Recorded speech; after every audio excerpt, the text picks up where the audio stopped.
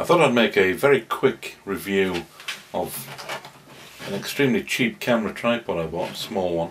It looks to me as if they've simply wholesale copied the design of the Joby Gorilla Pod.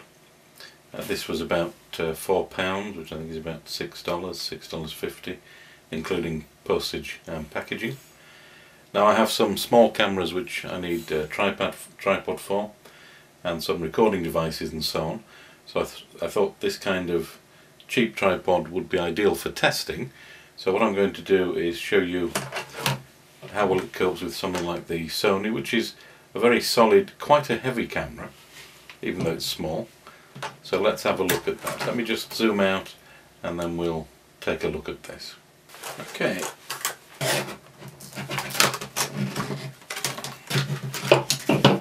We have some rudimentary instructions on the back, and typical of people who do this, I'm not going to read.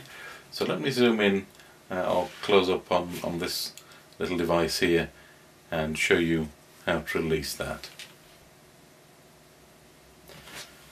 So this thumb button releases the top plate. I'll try to do this so you can see.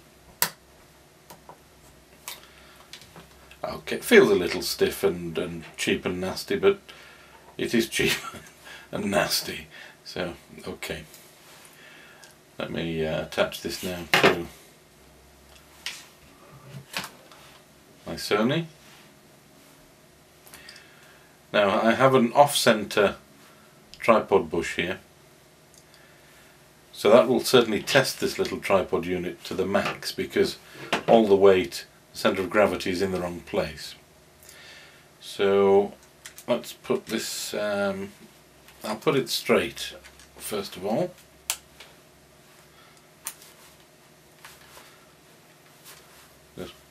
There's a little screw, so we screw that in to tighten it.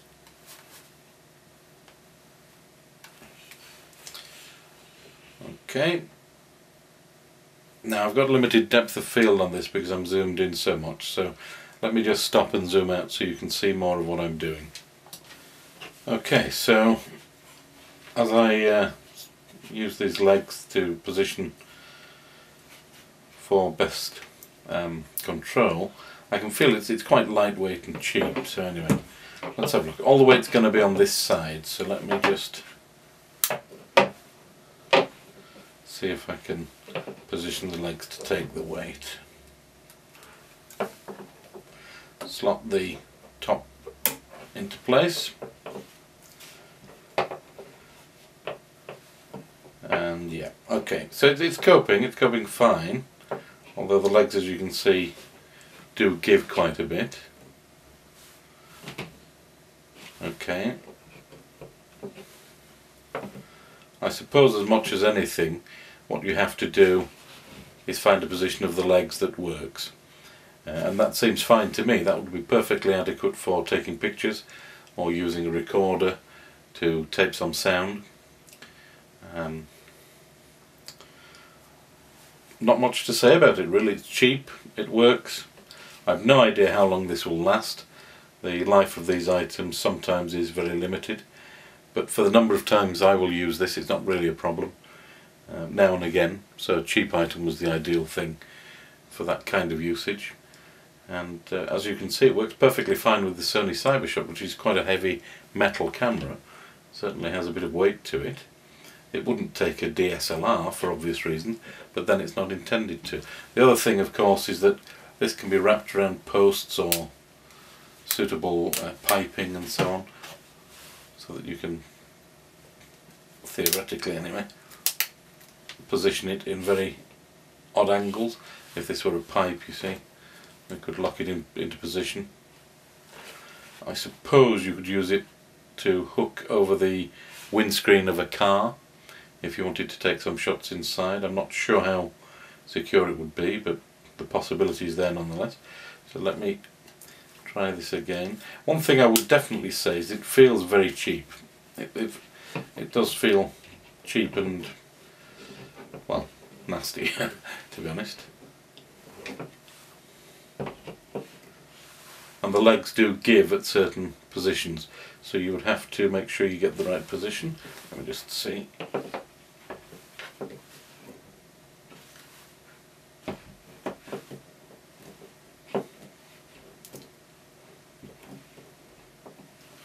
Yeah, okay, so a little bit of fiddling and we've got the thing fairly solid and stable. So it works, and for this one,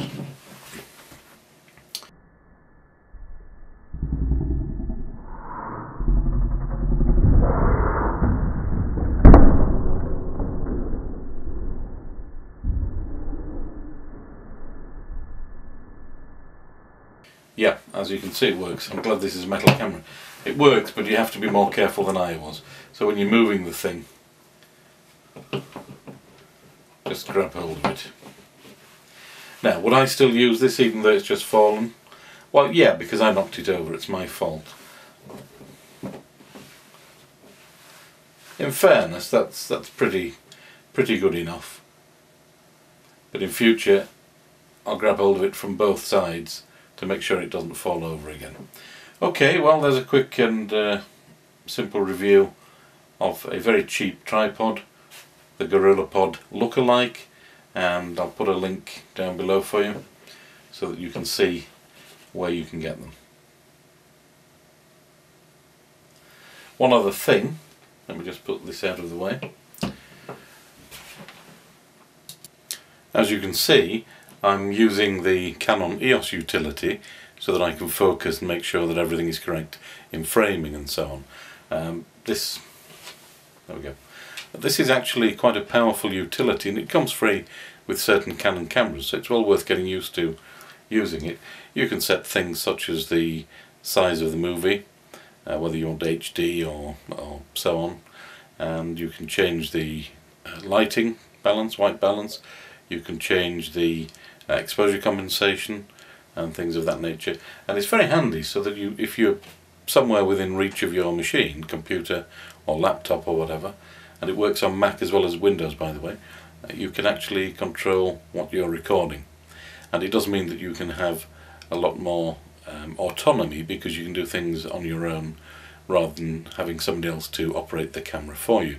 So for anybody such as me who wants to do things without a crew, as it were, and has to do things for themselves when they're shooting, this is absolutely ideal. Now, I'm working on a PC here. There are utilities for the iPad which allow you to replicate this display on the iPad, both for PC and Mac, and I'll probably put up a video to show you those in a day or two, and then you've really got a very, very mobile video setup, and you can control the camera from wherever you happen to be, which is pretty brilliant, I think, for a free utility.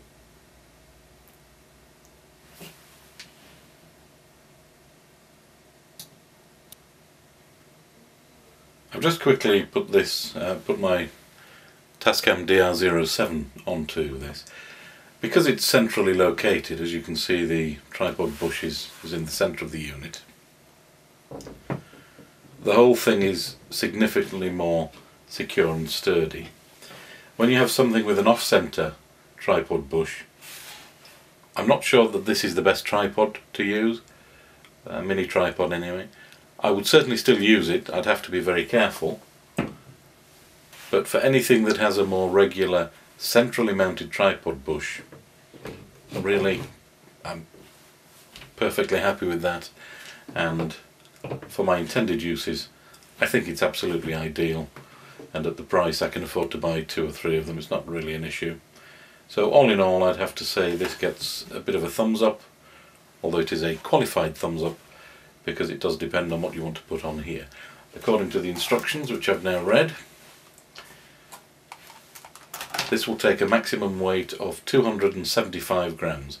Personally, I think that's a little optimistic, but that's what they say at least. Okay, there you have it. And don't forget, down in the bottom, where